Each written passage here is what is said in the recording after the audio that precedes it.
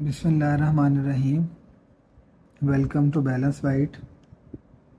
आज हम स्टार्ट करेंगे जी advance financial accounting 1 chapter number 14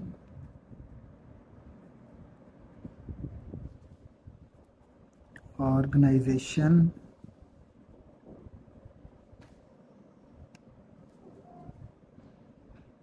and stock holder equity.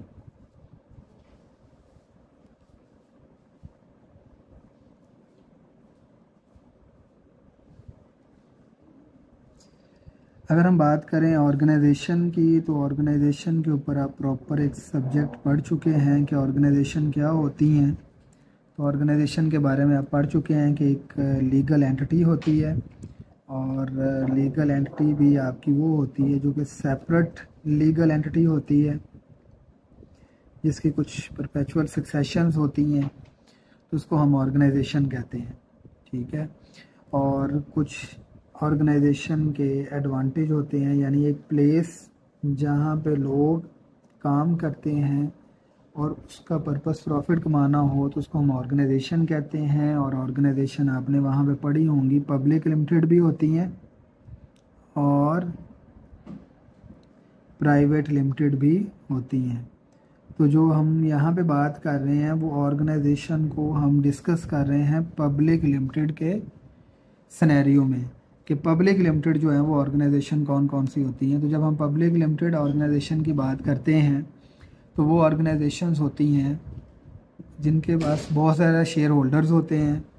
ठीक है। उनकी कोई पर्सनल लाइबिलिटी नहीं होती, जिनका कैपिटल जो है वो कलेक्ट किया जाता है, जिनके शेयर ट्रांसफरेबल होते हैं, जो स्टॉक एक्सचेंज पे लिस्टेड होती हैं, जिनके मिनिमम डायरेक्टर्स 7 होते हैं, उनको हम क्या कहते हैं? Public organisations. तो जो पब्लिक ऑर्गेनाइजेशन होती है उनके बहुत सारे एडवांटेज भी होते हैं, जैसे कि फॉर एग्जांपल उनकी लिमिटेड लाइबिलिटी होती है, वहाँ पे जो है वो आपको कम पैसे इन्वेस्ट करने पड़ते हैं, रिस्पॉन्सिबिलिटीज़ नहीं होती। इसी तरह से कुछ उनके डिसएडवांटेज भी होते हैं। तो ये हमने सेपरेट एक पूरे का पूरा जो है वो सब्जेक्ट पढ़ा हुआ है। तो डिसएडवांटेज क्या है कि टैक्सेशन बहुत ज़्यादा होता है, ठीक है, रेगुलेशंस बहुत ज़्यादा होते हैं, और हमें बहुत ज़्यादा जो है वो फाइनेंशियल स्टेटमेंट के रेगुलेशंस को फॉलो करना पड़ता है। सिक्योरिटी एक्सचेंज कमीशन की बाइंडिंग्स होती हैं, फिर इसको बनाने के लिए बहुत ही एक फॉर्मल प्रोसीजर होता है, बहुत ज़्यादा लेंथी प्रोसीजर होता है। तो इस तरह से हम ऑर्गेनाइजेशन के एडवांटेज और डिसएडवांटेज ऑलरेडी डिस्कस कर चुके हुए हैं। फिर आपने पढ़ा होगा कि किसी भी ऑर्गेनाइजेशन को बनाते कैसे हैं, तो उसमें आपने उसका प्रॉपर स्टेजेस थी 3। प्रमोशन स्टेज थी, फिर उसके बाद जो है जिसमें सबसे पहले आइडियाज़ था, फिर आपने डॉक्यूमेंट बनाए होंगे जिसमें अगर आपको याद हो तो आपने 3 डॉक्यूमेंट पढ़े थे, memorandum of association, article of association और प्रोस्पेक्टस। तो ये 3 डॉक्यूमेंट भी आपने पढ़े। तो ये सारे के सारे कंपनी की फॉर्मेशन का हिस्सा होते हैं, और कंपनी की फॉर्मेशन के ऊपर बहुत ज़्यादा कॉस्ट आती है। जो फॉर्मेशन पे कॉस्ट आती है उसको यहाँ पे ऑर्गेनाइजेशन कॉस्ट कहते हैं। तो फिर इसमें क्या होता है कि बहुत ज़्यादा शेयर होल्डर्स बहुत ज़्यादा होते हैं। जो शेयर होल्डर ज़्यादा होते हैं तो शेयर होल्डर्स के कुछ राइट्स होते हैं, जैसा कि सबसे पहला उनका राइट क्या है? Receive dividend. वो क्या करेंगे? डिविडेंड रिसीव करेंगे। अब डिविडेंड क्या होता है? प्रॉफिट में से जो उनको रिटर्न दिया जाएगा उनके कैपिटल के रेशो के हिसाब से, वो उनका डिविडेंड कहलाता है। फॉर एग्जांपल एक बंदे ने किसी भी कंपनी में $1000 इन्वेस्ट किया, तो उस $1000 के अगेंस्ट जो प्रॉफिट में से उसको हिस्सा मिलेगा उसको हम डिविडेंड कहते हैं। तो शेयर होल्डर्स का या स्टॉक होल्डर्स जो हैं उनका जो पहला राइट होता है वो राइट होता है डिविडेंड रिसीव करना। सेकंड राइट होता है, उसको कहते हैं वोटिंग राइट। वो क्या करते हैं? डायरेक्टर्स को सिलेक्ट करने में, डिसीजंस करने में अपना वोटिंग राइट इस्तेमाल करते हैं। उनके पास वोटिंग राइट होता है डिसीजन मेकिंग के लिए। थर्ड वन उनका राइट है कि लिक्विडेशन में, जब भी कंपनी लिक्विडेट हो तो वो कंपनी से पैसे रिसीव कर सकें। तो लिक्विडेशन में भी उनका शेयर होता है, हिस्सा होता है। जब कंपनी वाइंड अप हो रही होती है, लिक्विडेट हो रही होती है, तो उनको उनके पैसे दिए जाएं, जितने भी दिए जाएं।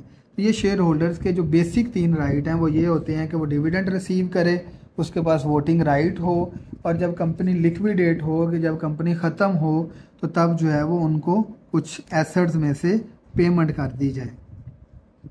अच्छा जी, अब हम बात करते हैं मेन जो इसमें टॉपिक है वो है stock holder equity.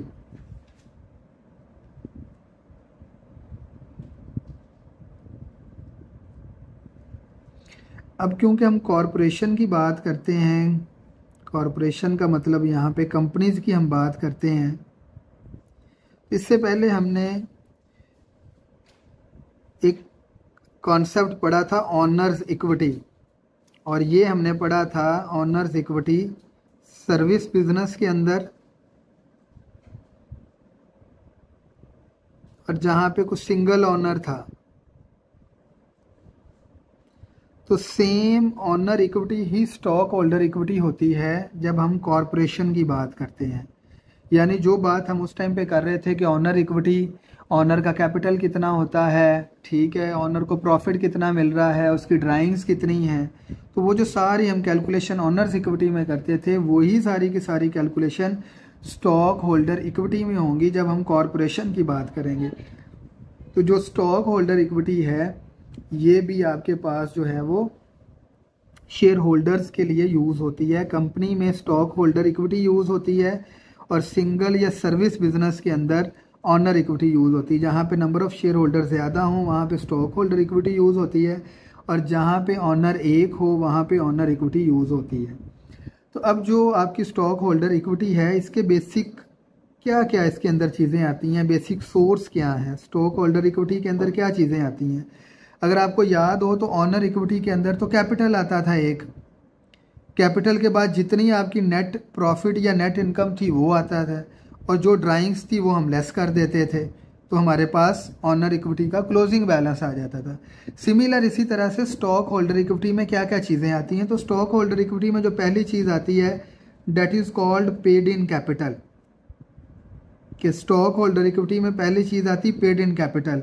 Paid in capital को हम ज़रा बाद में डिस्कस करते हैं, क्योंकि इसके डिफरेंट टाइप्स भी हैं और उन टाइप्स को भी हमने एक्सप्लेन करना है, तो पेड इन कैपिटल ज़रा हम बाद में डिस्कस करते हैं। दूसरी चीज़ इसमें आती है earning from profitable business operation.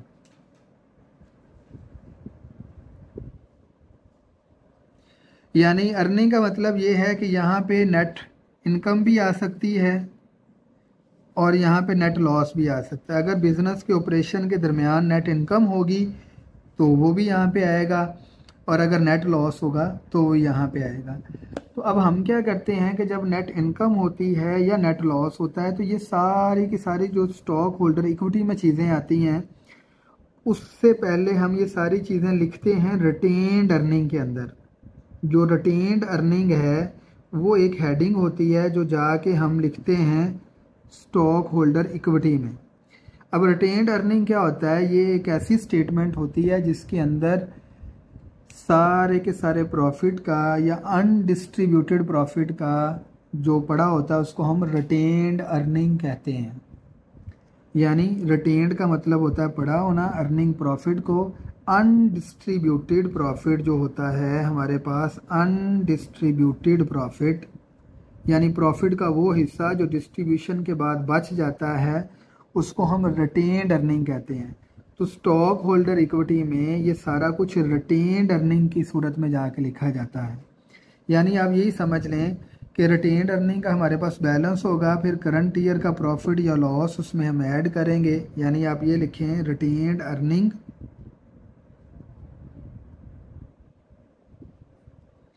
इसका कोई ओपनिंग बैलेंस होगा, यानी हमारे पास कुछ प्रॉफिट पहले अनडिस्ट्रीब्यूटेड पड़ा होगा, ऐड कर देंगे हम इसके अंदर नेट इनकम,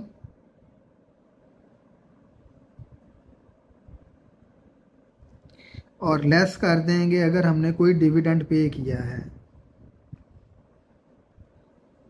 तो हमारे पास इसका जो बैलेंस आएगा रिटेन्ड अर्निंग का क्लोजिंग बैलेंस आएगा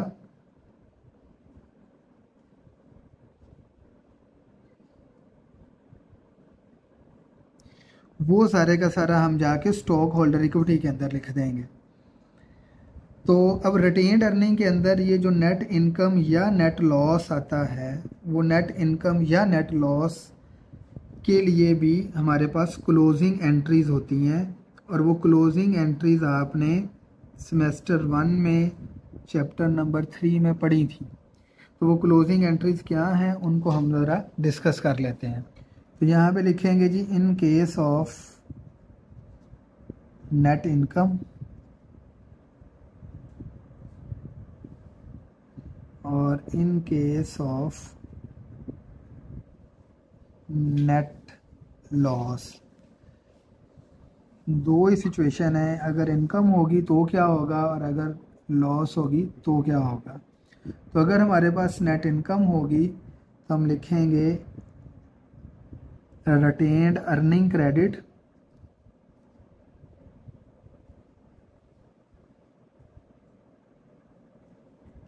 और income summary debit.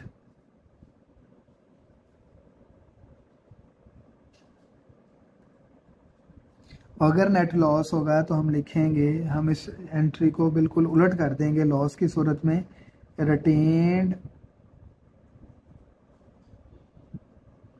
Earning debit हो जाएंगी और इनकम समरी क्रेडिट हो जाएगी। ये डेबिट हो जाएगा और ये क्रेडिट हो जाएगा। अब रिटेन्ड अर्निंग को हमने कहा हुआ था कि रिटेन्ड अर्निंग जो है वो अनडिस्ट्रीब्यूटेड प्रॉफिट है। अनडिस्ट्रीब्यूटेड प्रॉफिट है तो इसका मतलब नेचर वाइज जो उसका बैलेंस होगा वो क्रेडिट होगा। तो जब नेट इनकम होगी तो रिटेन्ड अर्निंग में जब नेट इनकम ने ऐड होना है तो वो भी क्रेडिट हो जाएगा। तो इसलिए हमने यहाँ पे नेट इनकम को क्रेडिट किया है और हमारी इनकम समरी डेबिट होगी, यानी एक इनकम में कमी हो रही है और एक इनकम में इजाफा हो रहा है। तो यहाँ पे इनकम में कमी हुई तो इनकम समरी डेबिट, और यहाँ पे इनकम में इजाफा हुआ तो रिटेन्ड अर्निंग क्रेडिट होगी, क्योंकि आपने नेट प्रॉफिट रिटेन्ड अर्निंग में जाके लिखना है और रिटेन्ड अर्निंग का अपना बैलेंस जो होता है वो क्रेडिट होता है। यहाँ पे आपका लॉस है तो आपकी रिटेन्ड अर्निंग में वो लेस होगा, तो जब रिटेन्ड अर्निंग लेस होगी तो वो डेबिट हो जाएगी और इनकम समरी आपके पास क्रेडिट हो जाएगी।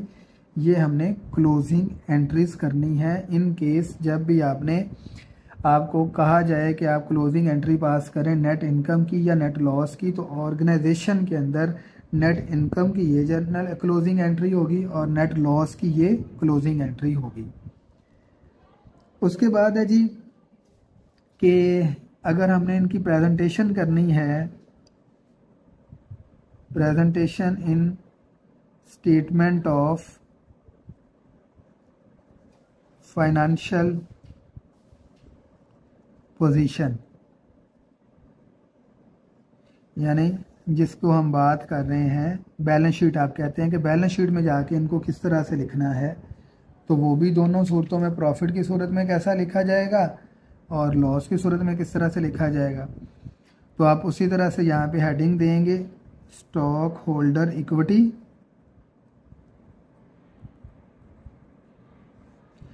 आपके पास कोई भी अगर पहले कैपिटल स्टॉक होगा तो उसको आप लिखेंगे कैपिटल स्टॉक जो भी होगा, और इस सूरत में आप लिख देंगे ऐड रिटेन्ड अर्निंग। तो रिटेन्ड अर्निंग ऐड हो जाएंगी। और लॉस की सूरत में इन केस ऑफ लॉस हम क्या करेंगे, स्टॉक होल्डर इक्विटी, यहाँ पे आप लिखोगे कैपिटल स्टॉक और लेस कर देंगे रिटेन्ड अर्निंग को।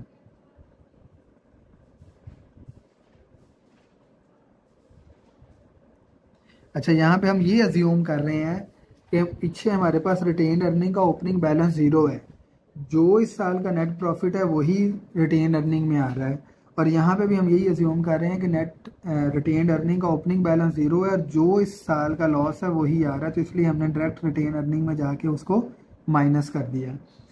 तो ये थी कि ऑर्गेनाइजेशन क्या होती हैं, ऑर्गेनाइजेशन के क्या एडवांटेज हैं, क्या डिसएडवांटेज हैं, वो आपके चैप्टर के स्टार्ट में है, वहाँ से जाके उनको रीड भी कर सकते हैं। फिर उसके बाद हमने देखा कि फॉर्मेशन ऑफ ऑर्गेनाइजेशन कैसे होती हैं, जिसके अंदर मैंने थोड़ा सा इंट्रोडक्शन में आपको बताया कि जी मेमोरेंडम क्या होता है, आर्टिकल क्या होता है, और प्रॉस्पेक्टस ही आपने सब पढ़ा हो। ये बेसिक डॉक्यूमेंट होते हैं किसी भी ऑर्गेनाइजेशन के। फिर जो शेयर होल्डर्स हैं या स्टॉक होल्डर्स हैं, उनके कुछ जो हैं वो हमारे पास बेसिक राइट्स होते हैं। वो राइट्स क्या हैं कि वोटिंग राइट है, डिविडेंड को रिसीव करना राइट है, डिस्ट्रीब्यूशन ऑफ प्रॉफिट है इन इफ़ कॉरपोरेशन इज़ लिक्विडेटेड, यानी अगर आपकी कंपनी जो है वो लिक्विडेट हो रही है तो डिस्ट्रीब्यूट अपने एसेट रिसीव करना, ये भी उनका राइट है। देन फिर हमने डिस्कस किया कि स्टॉक होल्डर इक्विटी क्या होती है। तो जो ऑनर इक्विटी हमारे पास सर्विस बिजनेस में होती थी, सिंगल ऑनर में होती थी, अब यहाँ पे नंबर ऑफ ऑनर ज़्यादा हैं क्योंकि शेयर होल्डर ज़्यादा होते हैं, इसलिए ऑर्गेनाइजेशन की स्टेटमेंट ऑफ फाइनेंशियल पोजीशन के अंदर हम स्टॉक होल्डर इक्विटी लिखते हैं। स्टॉक होल्डर इक्विटी के दो बेसिक हमारे पास जो हैं वो सोर्स होते हैं। एक सोर्स है कैपिटल, पेड इन कैपिटल, और एक है अर्निंग फ्रॉम प्रॉफिटेबल, यानी जो भी अर्निंग है। इसको हम बाद में डिस्कस करेंगे क्योंकि इसके अंदर number of paid up capital क्या है, शेयर कैपिटल क्या होता है, कैपिटल की बहुत सारी टाइप्स हैं, इनको हम सेपरेट डिस्कस कर लेंगे। अर्निंग मैंने कहा था नेट इनकम हो सकती है, नेट लॉस हो सकता है। तो ये सारी चीज़ें जो लिखी जाती हैं वो रिटेन्ड अर्निंग स्टेटमेंट में लिखी जाती हैं। और रिटेन्ड अर्निंग क्या होती है, अनडिस्ट्रीब्यूटेड प्रॉफिट, जो पिछले सालों में प्रॉफिट डिस्ट्रीब्यूट होने के बाद बच जाता है उसको अनडिस्ट्रीब्यूटेड प्रॉफिट कहते हैं, और उसको हम रिटेन्ड अर्निंग में लिखते हैं। जो रिटेन्ड अर्निंग का ओपनिंग बैलेंस होगा उसमें करंट ईयर का नेट प्रॉफिट या नेट इनकम ऐड हो जाएगी, और अगर आपने कोई डिविडेंड पे किया तो वो डिविडेंड लेस कर देंगे तो रिटेन्ड अर्निंग का क्लोजिंग बैलेंस आ जाएगा। ये जो रिटेन्ड अर्निंग का क्लोजिंग बैलेंस होगा ये आप स्टॉक होल्डर इक्विटी में जाके लिख देंगे। उसके बाद हमने क्लोजिंग एंट्रीज पढ़ी कि इन case of income closing entry क्या होगी और in case of loss closing entry क्या होगी, और फाइनेंशियल स्टेटमेंट के अंदर इनकी प्रेजेंटेशन किस तरह से होगी। इसमें किसी किस्म का कोई आपका कोई क्वेश्चन हो तो आप कमेंट सेक्शन में जाके कर सकते हैं। Thank you very much.